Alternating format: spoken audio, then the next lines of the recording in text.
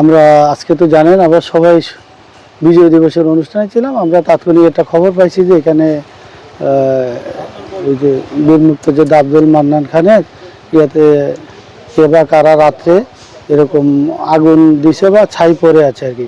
তো আমি এসে আপনাদের সামনে তো অবজারভেশন করলাম, এটা একটা তার ঘর মানে কত 2 ফুটের মধ্যে, আবার এই যেখানে কবরস্থানটা বা যেখানে আগুন দিচ্ছে এখানে তার এই যে মুরুকের খাঁচা আছে, এখানে আবার এই যে নারিকেলের বাগলা আছে, নিচে অনেক পাতা পড়ে আছে। তো এটা আসলে কবর বলতে তো উত্তর দক্ষিণে হয়, এটা কিন্তু পূর্ব পশ্চিমে কে বা কারা মনে হয় যে আগুনের মতো একটা কিছু পুরো পাতাগুলোর মধ্যে একটা ইয়া ফালাইছে বা দিতে পারে আর কি আমাদের ধারণা। তার যে বীর মুক্তিযোদ্ধা মহোদয় এখন থেকে প্রায় 15 বছর আগে মারা গেছে। এখানে যে ওনার আদৌ মানে কবর এখানে আছে এরকম চিহ্ন ইয়া নাই।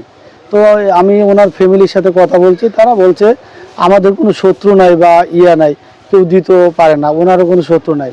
তো এটা কোথায় থেকে কিভাবে এই জায়গাটার মধ্যে এই ছাইগুলো আসলো বা আগুনের ইয়ে হইলো, এটা আমরা ওনাদের সাথে আলোচনা করে আপনাদের সহযোগিতায় ইনভেস্টিগেশন করে দেখি, যদি তারা কোনো অভিযোগ দেয় বা কারো সন্দেহ করে আমরা আইনগত ব্যবস্থা নেব।